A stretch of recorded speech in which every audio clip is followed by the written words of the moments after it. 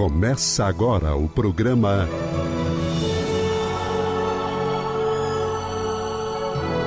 O Livro dos Espíritos em Nossa Vida.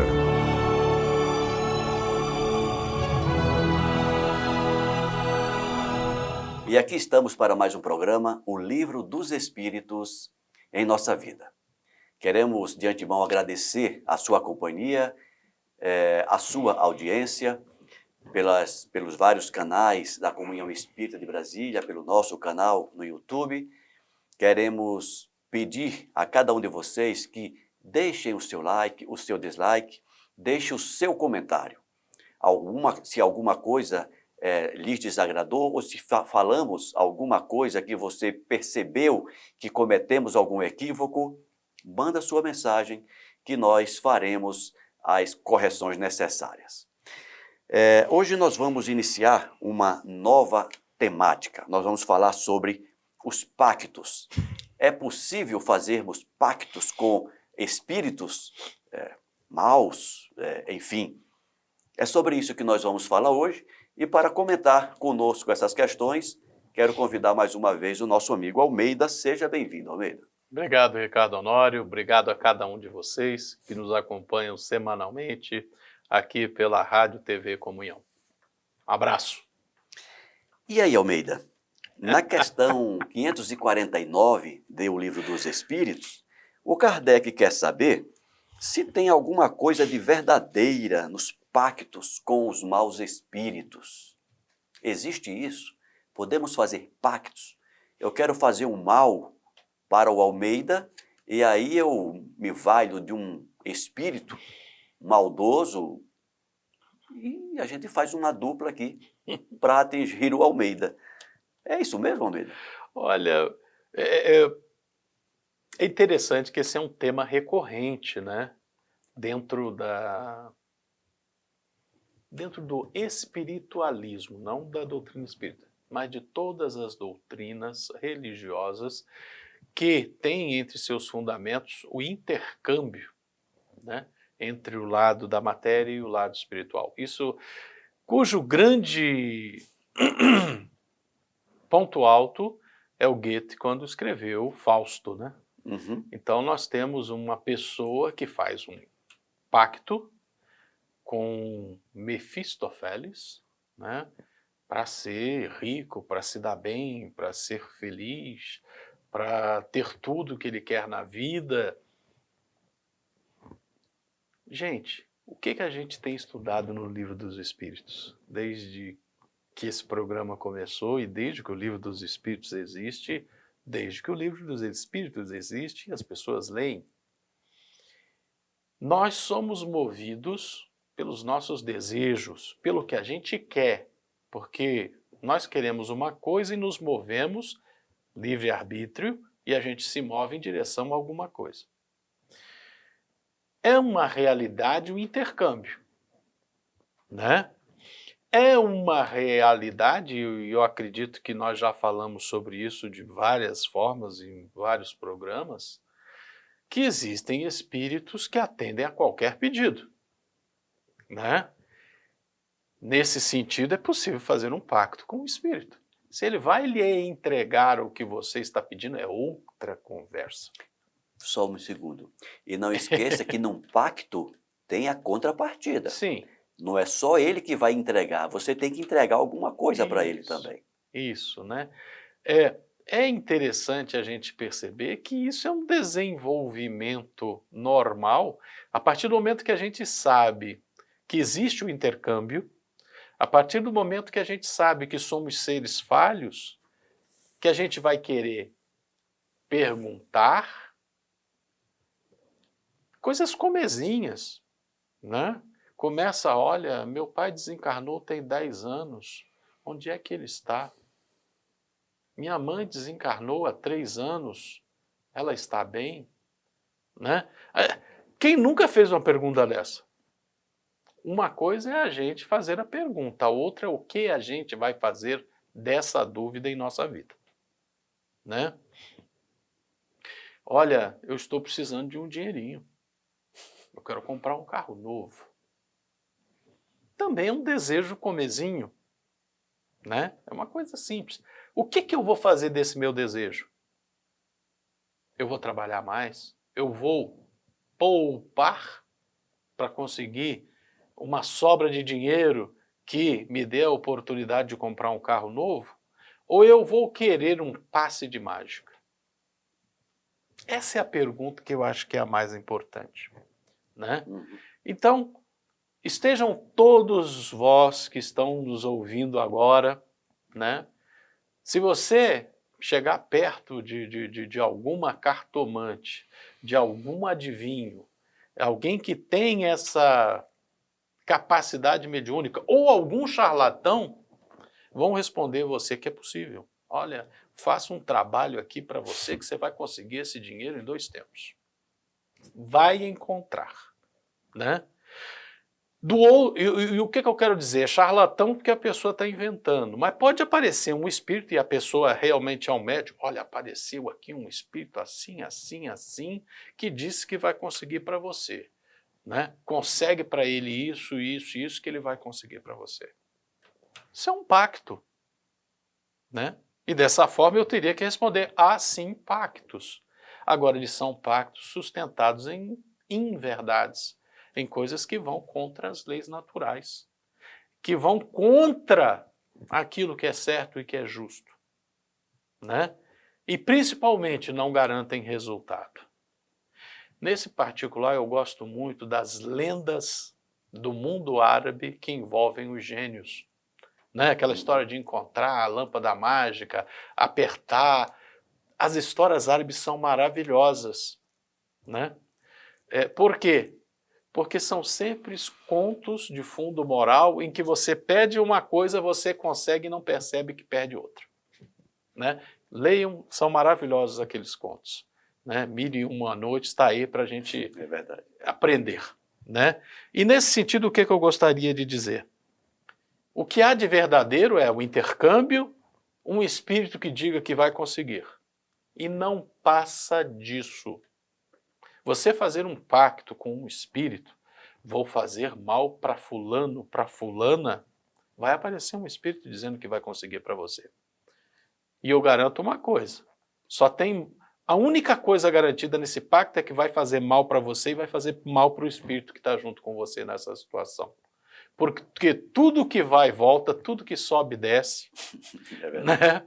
E no mundo, nas leis naturais, a toda ação corresponde uma reação. E se fosse no mundo físico, eu ainda acrescentaria, de mesma intensidade, direção contrária. Tá? Isso mesmo. Só para resumir a resposta. E é claro que quando o Kardec usa a palavra pacto aqui, se é uma coisa legítima, se existe realmente um demônio todo-poderoso que vai conseguir isso para você. Quando ele usa a palavra pacto, está se referindo a um contrato, né? Mesmo que seja assinado tácito, em sangue. Ali, uma coisa. Aquela coisa medieval. Mas a gente sabe que os nossos pensamentos, os nossos comportamentos já estabelecem pactos com a realidade. Eles selam verdadeiros pactos, né? Entre aspas, com a realidade. Nós já vimos isso no Livro dos Espíritos.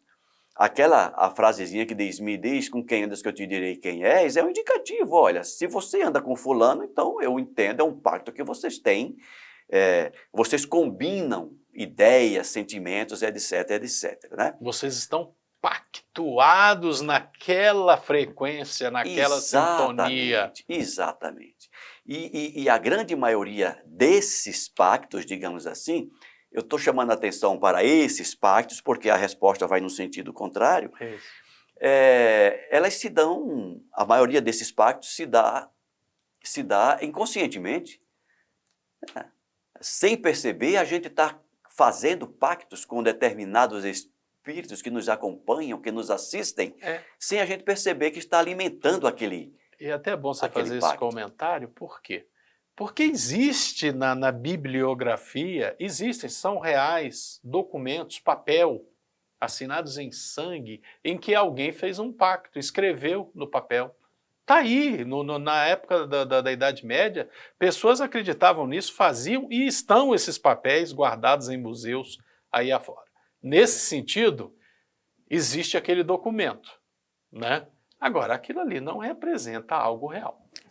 Exatamente. E a resposta vai exatamente nesse sentido, Almeida. Não há pactos, mas uma natureza má simpatizando com espíritos maus. Simpatia, É isso que a gente acabou de vibração, dizer. sintonia. Então, no momento que eu digo assim, no momento que eu alimento, vou dar um tiro no Almeida, e eu vou alimentando essa ideia, não tenha dúvidas que inúmeros espíritos... Como diz o outro, uma energia pura, divina, santa, que vem do mais alto. O ser humano que tem esse pensamento transformou aquilo em algo maléfico e está irradiando aquela energia negativa para outrem. E vai atrair espíritos que vibram na mesma frequência para ajudá-lo a conseguir aquele intensificar, né? Aquela então, energia. ele, ao pensar em fazer mal ao outro, não percebeu que está... Já fez mal a si mesmo. não percebeu que está fazendo um pacto, Sim. inconscientemente, com espíritos outros que vêm lhe ajudar naquele intento. Né? Então, por isso que o Espírito da Verdade falou aqui, não há um pacto, não há um selo de compromisso. O que há são espíritos maus que, simpatizando com pensamentos de encarnados também maldosos, acabam por reunir essas energias e tentar o seu objetivo. Por exemplo, queres atormentar o teu vizinho e não sabes como fazê-lo.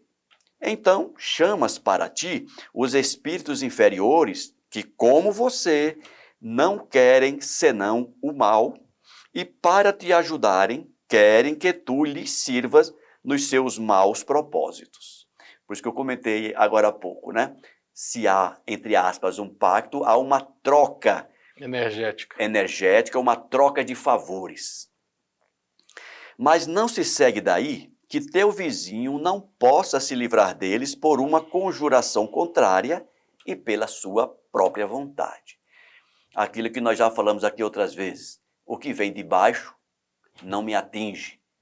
Se o teu vizinho estiver numa frequência superior, aquela tua sintonia inferior não vai atingir.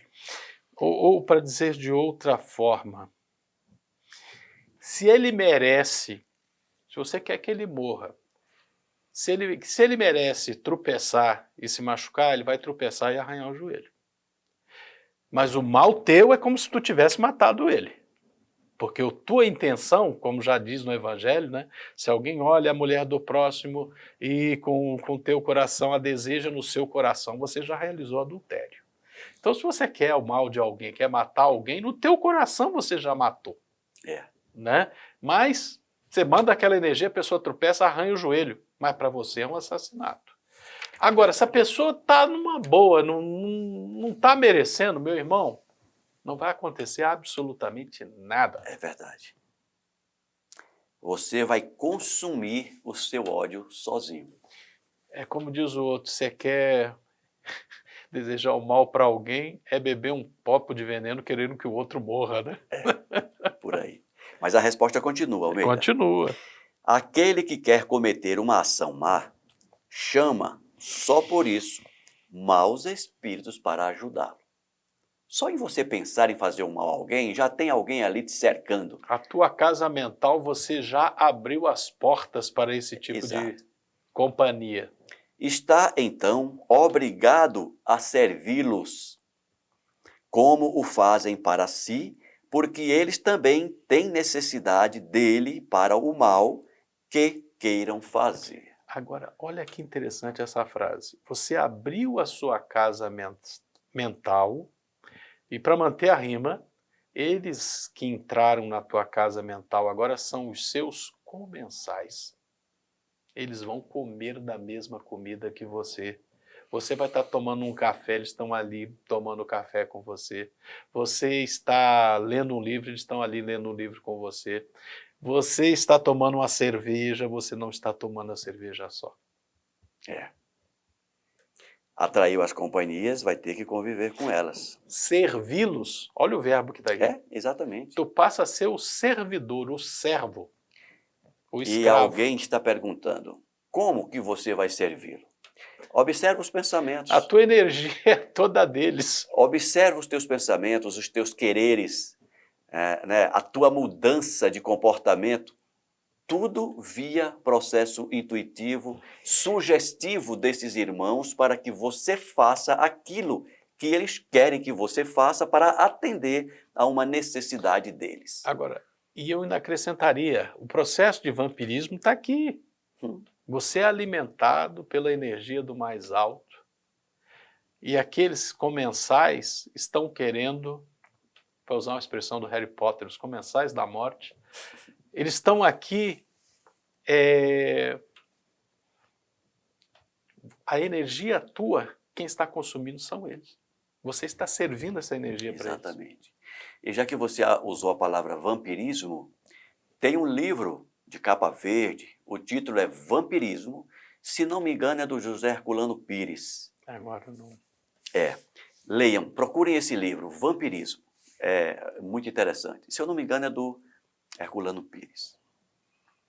Continuando, é somente isso que consiste o pacto. Ou seja, o pacto é isso. Você abre a sua casa mental, recebe os seus visitantes e passará a conviver com eles e servi-los. E aguente a partir daí, porque você mesmo quem convidou para que ele esteja com vocês. E aqui tem um comentário do Kardec, Almeida, que diz assim: a dependência em que o homem se encontra algumas vezes em relação aos espíritos inferiores provém de seu abandono aos maus pensamentos que eles lhe sugerem e não de quaisquer estipulações recíprocas. O pacto, no sentido vulgar que se dá a essa palavra, é uma alegoria que figura uma natureza má simpatizando com espíritos malfazejos. Então, o pacto é isso. Você abre a sua casa mental, recebe os seus comensais e a partir daí passa a conviver sem perceber que você passa a viver em função dos desejos deles, que eles passam a te incutir ideias, desejos. Isso vai no campo dos excessos, da bebida, do sexo, da maledicência, enfim. Até da política partidária. Agora você tocou num assunto muito interessante, mas a gente vai para a próxima pergunta. Próxima pergunta. Porque isso aí é um fato real. Questão 550, Almeida. E esta é a última do tema. Esse tema são apenas 2 questões. Questão 550. Qual é o sentido das lendas fantásticas segundo as quais indivíduos teriam vendido sua alma a Satanás para obter certos favores? Você falou do Harry Potter, falou dos comensais da morte. Dos comensais da morte. Naquele que não se diz o nome. É interessante como esses arquétipos vão e vêm e vão, né? E vão continuar indo e vindo por longos erros. Porque representam, né? Quando a gente lê uma história como, voltemos ao clássico Fausto, com Mefistófeles, né? Quando você lê essas coisas, há de se perceber essa realidade. Esses contos fantásticos representam, de alguma forma, uma realidade de forma arquetípica. Né? Não dá tempo da gente explicar aqui em poucas palavras, seja na literatura, seja na psicologia, o papel dos arquétipos. Não dá. Mas, basicamente, é a gente compreender, olha, quando a gente ouve uma historinha, né, vamos botar outro exemplo aqui, o Retrato de Dorian Gray, Oscar Wilde, né, que a personagem ali faz um acordo, faz um pacto, que ele sempre ficaria jovem. Aí tem o retrato de Dorian Gray, que vai envelhecendo com o tempo, mas o Dorian Gray não envelhece. Né? Foi feito um pacto. E no final, de alguma forma, aquele retrato é destruído e toda aquela velhice, todo aquele sofrimento, toda aquela dor, aquela deterioração do corpo que estava no retrato, presa no retrato, vai para o corpo da pessoa. E a pessoa envelhece e morre. Leiam o livro. É. Mas, basicamente, tem um senso moral, é como uma fábula, é uma fabulação. É um contar de uma história que tem um princípio moral por detrás. Você acreditar que você vai conseguir projetar no sentido de tirar de ti e botar em outro lugar o teu sofrimento, a tua dor, as tuas dificuldades, é uma ilusão. Mais cedo ou mais tarde, volta. É uma ilusão e, ao mesmo tempo, uma realidade de todo ser humano. É uma realidade que eu digo, é essa tentativa de querer fazer Esse isso. desejo é uma né? coisa real, mas é uma ilusão alcançar isso E é por interessante, golpes de mágica.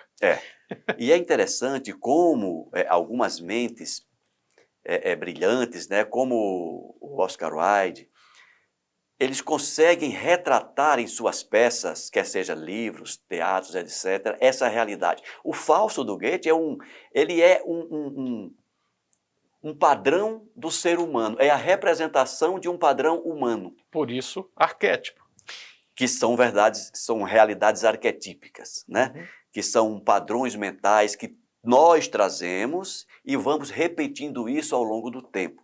E só com muita depuração do espírito que nós vamos nos livrando dessas verdades Ilusões. ou dessas ilusões, né? E abrindo um parêntese sobre o Oscar Wilde, eu acho que nós cometemos recentemente em outros programas, eu cometi um, e eu falei que ele era americano, Não, ele é ele inglês. não é, Ele é inglês. ele é inglês e fiquei sabendo que não é inglês, ele é irlandês. Ele é Wilde, desculpa. Então, irlandês, desculpa. Ele é irlandês. É britânico, né? É, ali do United Kingdom. Exatamente. Então vamos para a resposta, Almeida. Qual o Isso. sentido das lendas fantásticas segundo as quais indivíduos teriam vendido sua alma a Satanás para obter certos favores? Todas as fábulas guardam um ensinamento e um sentido moral, que nos diga a mitologia grega, a mitologia romana, que nos trazem fatos dessa natureza representativos do ser humano. O vosso erro é tomá-las ao pé da letra. Isso. Essa é uma alegoria que se pode explicar assim. Aquele que chama em sua ajuda os espíritos para obter os dons da fortuna ou qualquer outro favor, murmura contra a providência. Ele renuncia à missão que recebeu e às provas que deve suportar neste mundo, e disso sofrerá as consequências na vida futura. Isso não quer dizer que sua alma esteja para sempre consagrada à infelicidade. Mas, porque em lugar de se libertar da matéria, ele nela se enxafurda mais e mais, aquilo que gozou sobre a terra não fruirá no mundo dos espíritos até que o tenha resgatado em novas provas, talvez maiores e mais penosas. Ou seja, ele está falando aqui daquele indivíduo que tenta dar um golpe na natureza, né? Tenta fugir das suas necessidades provativas ou expiatórias, se valendo da ajuda de espíritos para ajudá-lo. Em a natureza, a evolução não dá saltos. Não dá saltos. Tudo precisa seguir o seu curso, mesmo que esse curso seja um pouco sofrido ou dolorido, mas é o seu curso. Vamos vencer essas provas, passar pelas expiações com galhardia. Por seu amor aos prazeres materiais, ele se coloca na dependência dos espíritos impuros. Aquela frase de Jesus, né? Quem quiser salvar sua vida, perdê-la-á. Por aí, é exatamente isso. Por seu amor aos prazeres materiais, eu abro a porta da minha casa mental para qualquer um? Essa é a pergunta. O que eu ando fazendo dos meus desejos? Ou vamos fazer um comentário, dar um exemplo muito próximo da nossa realidade. É você querer pagar a dívida com um banco pedindo emprestado para o agiota. Bem lembrado.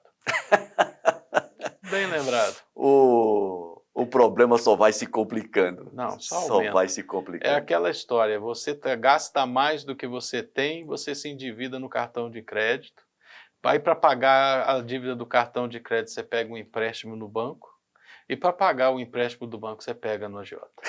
É o caminho terrível. Ladeira abaixo. Há entre estes, os espíritos impuros, e ele e a pessoa, um pacto tácito que o conduz à perdição, mas que lhe é sempre fácil de romper com a assistência dos bons espíritos, se para isso tem vontade firme. Vamos começar a poupar, vamos gastar menos do que a gente tem de receita. É isso, Almeida. Pactos nós fazemos todos os dias sem o saber.